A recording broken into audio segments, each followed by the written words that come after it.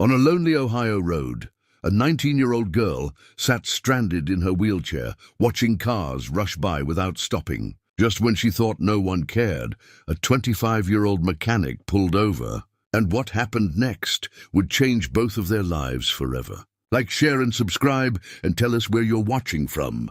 Now let's get started. Emily's wheelchair slowed to a stop on the side of a quiet street in Ohio, the gentle hum of its motor fading into silence. She pressed the joystick forward again, but the chair didn't respond. The battery was gone. She sighed, staring down the long stretch of road ahead of her. The sun had already dipped below the horizon, leaving only the orange afterglow fading into darkness. She was stranded, alone, with no way to move forward. 19 years old, full of dreams for the future, Emily suddenly felt very small in that moment. Cars passed by quickly, headlights slicing through the growing night. Each time a vehicle approached, she raised her hand slightly, hoping someone would notice her. But each driver seemed too busy, too distracted, or too uncaring to stop. Emily watched taillights disappear into the distance again and again. She hugged her backpack against her chest and bit her lip to hold back tears. It wasn't the first time she'd felt invisible, but tonight it hurt more. Her phone was in her pocket, but when she pulled it out, the screen showed no signal. She groaned, realizing she couldn't even call her father to come get her. The neighborhood wasn't dangerous, but sitting in a powerless wheelchair on the roadside at night made her feel vulnerable. She whispered to herself, maybe no one cares anymore. Maybe kindness is just a story people tell. Her voice broke in the silence, and she felt a lump forming in her throat. Emily thought about the irony of her day. She had just come from the library, where she was studying stories about ordinary people making extraordinary changes in the world. She had always believed kindness was real, that strangers would help each other if given the chance. But as more cars sped past, that belief began to fade. Her shoulders slumped and her eyes grew heavy with exhaustion. The chill of the evening air sank deeper into her skin, and she wondered how long she would be left there. The minutes dragged on like hours. She remembered how her dad used to tell her, "There are good people everywhere, Emmy. Sometimes you just have to wait for them." She wanted to believe that, but doubt filled her heart. She glanced down at the still wheelchair, its wheels motionless on the cracked pavement. For the first time in years, Emily felt trapped, not by her disability, but by the indifference of the world rushing past her. Her faith in others was slipping away with each passing car. She looked down at her hands, resting on the armrest, her fingers trembling slightly. What if she had to spend the night here? What if no one came? Fear crept into her chest, making her breathing shallow. A gust of wind blew through, carrying dry leaves across the road. The sound strangely lonely. The world felt too big, and she felt too small. In that moment, Emily was just a girl asking for someone, anyone, to see her as more than an obstacle on the road. Just as she was about to give up, a pair of headlights slowed. She blinked, thinking she imagined it. But then the vehicle pulled to the side of the road, gravel crunching beneath its tires. A pickup truck door opened with a creak, and footsteps echoed in the quiet. Emily's heart raced. Was this safe? She couldn't run, couldn't move, couldn't even defend herself if something went wrong. For a second, she considered pretending she was fine. But before she could speak, she heard a voice. "Hey," the voice said, calm and gentle. "Looks like you're stuck. Do you need help?" A young man stepped into the glow of the headlights. He wore jeans smeared with grease and a work shirt with his name stitched on the pocket. Jake. He looked no older than 25. His hair was a little messy, and his hands carried the marks of someone who worked with machines every day. Unlike the others who passed, he didn't stare with pity or annoyance. He simply saw her human to human. Emily swallowed hard, unsure if she should trust him. But something in his tone made her chest loosen a little. She nodded slowly and said, "My wheelchair died. I can't move it, and my phone has no signal." Jake crouched down beside her chair, lowering himself to her level instead of towering over her. That single action made her feel safe in a way she hadn't all evening. He smiled gently and said, "Don't worry. I've got you."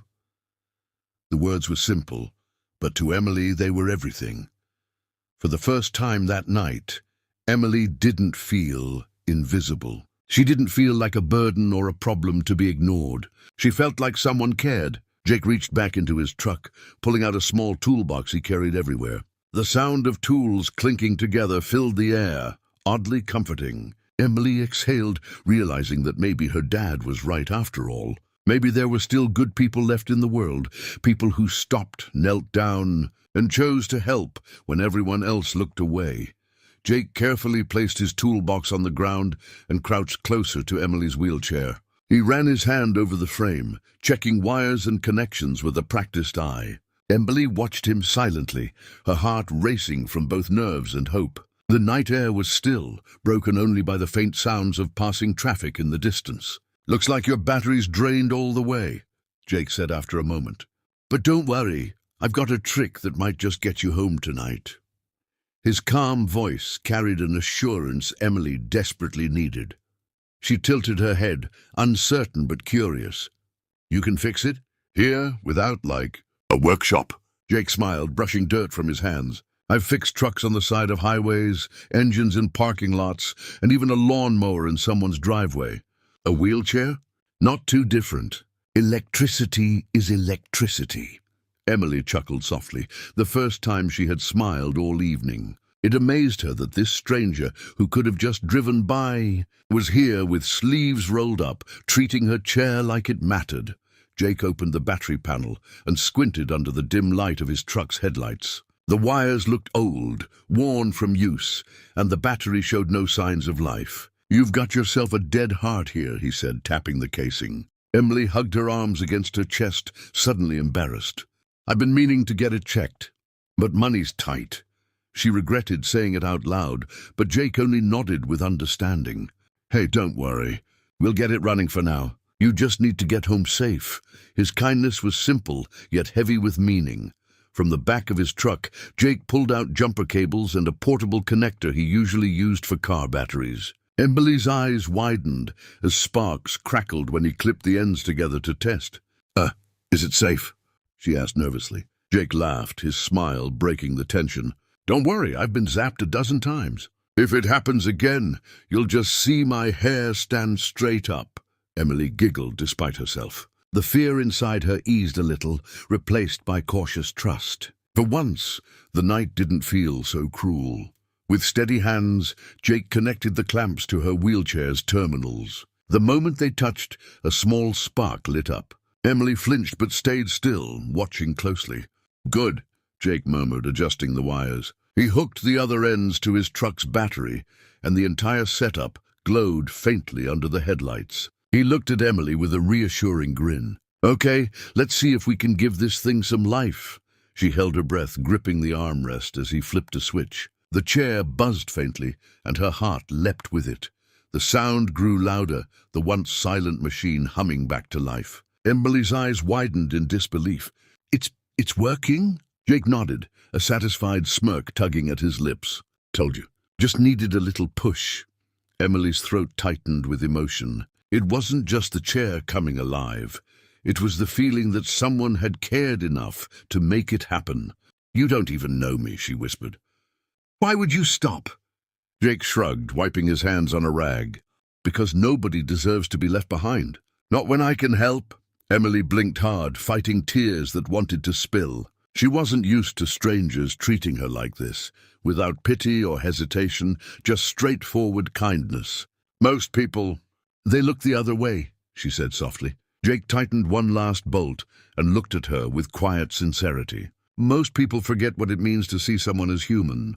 But my dad used to say, if you've got two hands, you've got a way to make life better for someone else."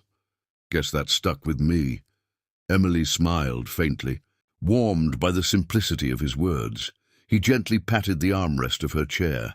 "There should hold until you get home. Tomorrow, get that battery checked, all right?" Emily nodded quickly, grateful beyond words. She dug into her bag and pulled out a crumpled $20 bill. "Please, take this. It's all I have." Jake shook his head firmly, stepping back with his toolbox. "No way, keep it. Use it for your dreams, not me." His refusal stunned her. He wasn't doing this for reward, for praise, or even for thanks. He just cared. Cars continued to speed by in the distance, but Emily no longer cared who ignored her. The world, in that moment, had narrowed down to two people on a roadside in Ohio. A girl who thought no one would stop, and a mechanic who did. She tested her joystick, and the wheelchair moved forward smoothly, its wheels turning as though nothing had ever been wrong. Her laughter, pure and unrestrained, filled the air. "I can't believe it," she said, grinning through tears. Jake smiled, lifting his toolbox back into his truck. "Believe it. You're not stuck anymore." The night suddenly felt different to Emily, not cold or lonely, but alive with possibility. She looked at Jake one last time before moving forward. "Thank you." "Really?" He tipped his head modestly. "Get home safe." With that, he climbed back into his truck. Emily rolled forward, her heart lighter than it had been in months. What had started as a night of despair turned into proof that kindness still existed. And as she moved toward home, she realized one thing: sometimes strangers remind us that hope isn't gone, it's just waiting to arrive. Emily rolled her wheelchair into the driveway of her small home, the familiar porch light guiding her way. Relief washed over her as she realized she had made it back safely. Her father, Mark, stepped outside, worry etched across his face. "Emmy, where have you been?" "I was so scared," she explained quickly, her voice trembling with excitement and gratitude. "Dad, my chair died." Nobody stopped, until this mechanic did. "He fixed it on the spot, Dad. He didn't even take money, he just helped." Her father's eyes softened with both pride and amazement. Mark ushered her inside, but her words lingered in his mind long after Emily had gone to bed. As a local journalist, he often searched for stories that revealed the best of humanity. He sat at his desk that night, typing Emily's account into his laptop. The words flowed easily, about a 19-year-old girl stranded, a world that ignored her, and one young mechanic who refused to drive away. By the time dawn arrived, Mark had finished writing, convinced the story needed to be shared. The article was published the next morning in the community paper and shared on its online platform. At first, it received a few comments of appreciation, but within hours, the story began to spread far beyond their town. Readers were captivated by the idea of an everyday hero, a 25-year-old mechanic who knelt beside a wheelchair when no one else did. Social media picked it up. People shared it with captions like "Faith in humanity restored" and "We need more Jakes in this world." Emily couldn't believe her night had become news. Jake, on the other hand, had no idea. He was back at work in the auto shop, covered in grease, focused on fixing a customer's truck. When his co-worker burst into the garage with a phone in hand, Jake raised an eyebrow. "You're famous, man." His co-worker laughed, shoving the screen toward him. Jake frowned at the headline, but froze when he saw Emily's name and read the words. The article praised his selflessness, calling him a hometown hero. Jake shook his head, chuckling softly. "I just helped someone. That's it." But the world didn't see it that way. Within days, local news stations reached out for interviews. A TV crew even showed up at the shop, cameras capturing Jake wiping his hands on a rag. Reporters asked, "Why did you stop? And what made you care when others didn't?" Jake gave the same simple answer each time: "Because she needed help. That's all." Anyone could have done it. His humility only fueled the admiration. People weren't just inspired by what he did. They were inspired by how little he asked in return. Opportunities soon followed. A nearby car dealership offered Jake a better-paying position, impressed by both his skill and his heart. A community college invited him to speak about kindness and responsibility. Even a non-profit organization dedicated to helping people with disabilities reached out, wanting to collaborate on designing better mobility support systems. Jake was overwhelmed. He hadn't wanted attention or praise. He just wanted to do the right thing. But now, his small choice on a quiet road was rippling out in ways he never imagined.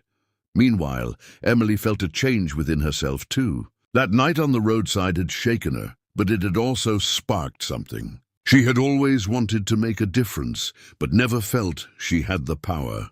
Now, inspired by Jake's actions, she began volunteering at the local community center. She helped other young people with disabilities, tutoring kids and organizing activities. Each time she wheeled into the center, she carried with her the memory of one person who had seen her when no one else did.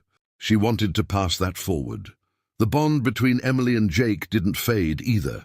Though their lives were busy, they stayed in touch. Sometimes he'd stop by her house after work to check on her chair, tightening bolts or adjusting wires. Other times, she'd bring him cookies she had baked, laughing at how he'd eat 3 before even sitting down. They had become unlikely friends, bound together by a night that had started with despair and ended with hope. Emily often teased him, saying, "You know, you're stuck with me now." Jake only smiled and said, "Wouldn't have it any other way." Months later, Mark attended an award ceremony where Jake was being honored by the city council. Families, students, and officials gathered to celebrate him. When Jake walked onto the stage in his work boots and worn jeans, the crowd applauded loudly. But he raised his hands modestly and said, "Please don't clap for me. Clap for every person who chooses kindness when it's easier not to. I'm no hero. I'm just a mechanic who stopped." The real heroes are the people who'll take this story and decide to act the same way tomorrow.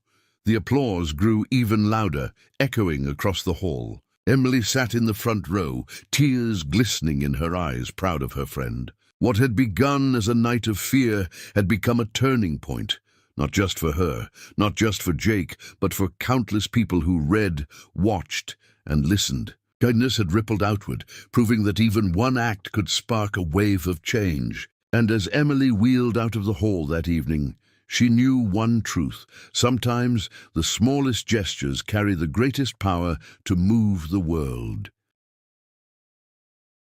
That night on a quiet Ohio road proved something powerful. Kindness is never small. A 25-year-old mechanic's simple choice to stop and help gave a young girl hope again, and inspired thousands across the country. Sometimes the greatest heroes are the ones who expect nothing in return, yet change everything with a single act. Thank you for watching. Like, share, and subscribe. And don't forget to tell us where you're watching from. Until next time.